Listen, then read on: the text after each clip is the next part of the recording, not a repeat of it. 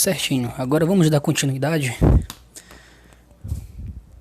às propriedades dos logaritmos. Bom, primeiro a gente tem que analisar também a condição de existência, algo que eu não falei no outro vídeo. Bom, o que a gente sabe até agora é que o logaritmo de b, ou melhor, de a na base b vai ser igual a x, onde esse x é aquele expoente que a gente viu no vídeo anterior. Então é o seguinte, esse a ele tem que ser maior do que zero. E esse b aqui também tem que ser maior do que zero. E esse b ele também tem que ser diferente de 1, tá? Ele tem que ser maior que zero e diferente de 1. Ok? Então essa aqui é a condição de existência para o nosso logaritmo. Certinho? Então a gente tem que ter isso em mente. O a tem que ser maior que zero. O b tem que ser maior que zero e diferente de 1. Sendo assim, a gente pode partir para as propriedades dos logaritmos. A primeira propriedade que a gente tem é o seguinte.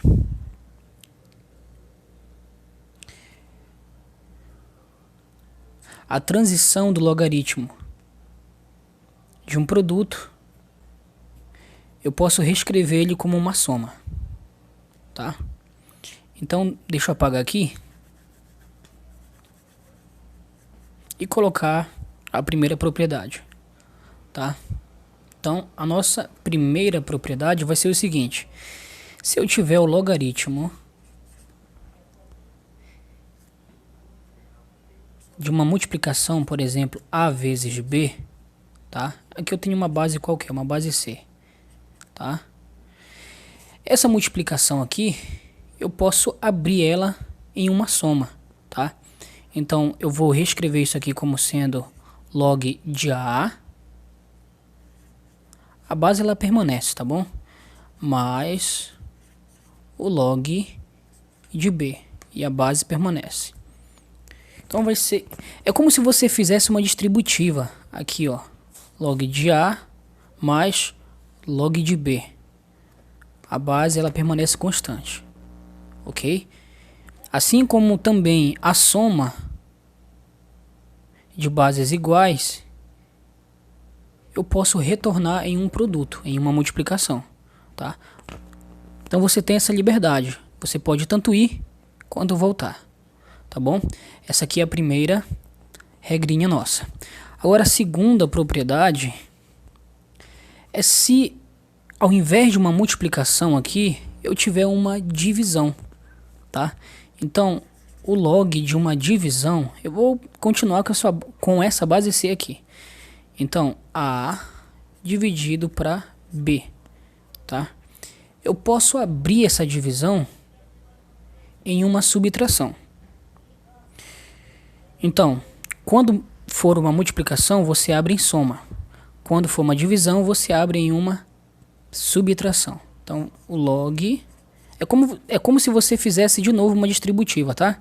Log de a base permanece sempre constante, menos o log de b, menos o log de b, e a base permanece constante,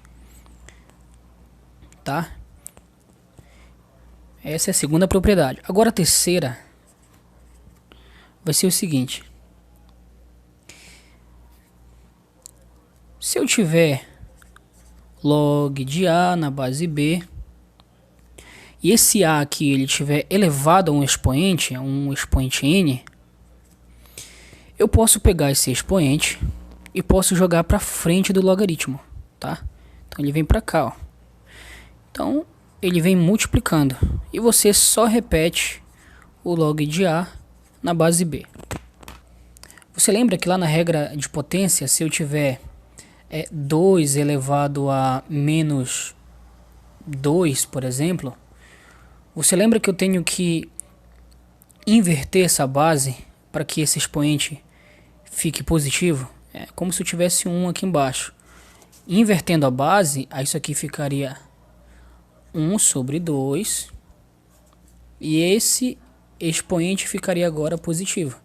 Tá? A mesma coisa eu posso utilizar para o logaritmo também. Tá? Então, na nossa propriedade de número 4, vai ser justamente isso. Tá? Se eu tiver, por exemplo, o log de A e essa base aqui, B, tiver elevado a um índice, tá? Isso significa que você vai pegar esse n, ele vai passar para fora do logaritmo invertido, 1 sobre 2, certo? Log de A na base B, ok? Quando esse índice estiver no A, que é o logaritmando, ele simplesmente vem para frente multiplicando, olha, aqui, ó, tá? Ele vem para frente multiplicando o logaritmo, tá? Agora, quando a base que vier elevado a um índice, ele vem para fora invertido, tá? Ele vem 1 sobre n, coloquei 1 sobre 2 aqui, é 1 sobre n, tá bom? Então, ele vem para fora, porém invertido. Se, por exemplo, fosse 2 aqui, ele vinha para fora 1 sobre 2. Se fosse 3, ele vinha para fora 1 sobre 3, tá? Quando a base estiver elevada a um índice, ele vem para fora multiplicando o logaritmo invertido. Certinho? Uma outra propriedade bem importante pra gente é a mudança de base. E a quinta propriedade, eu vou fazer uma mudança de base. Tá? Exemplo, log de A na base B. Eu quero mudar essa base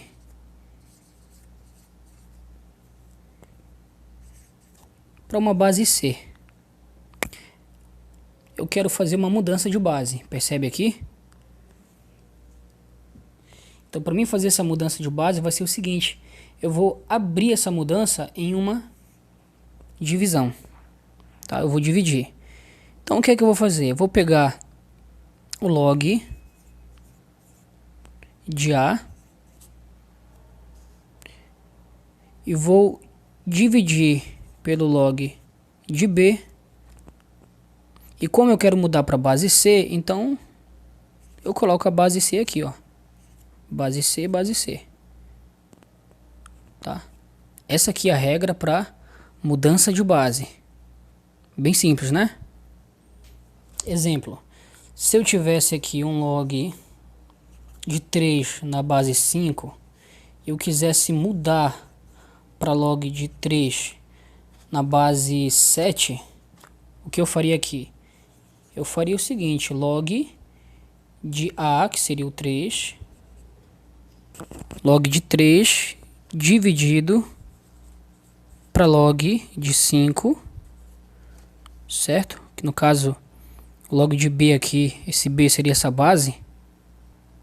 E como você quer mudar para base C, que é para base 7, então você coloca aqui o 7 nas duas bases, certo? E assim você faz a mudança de base. Muito fácil, né? Não tem segredo aqui.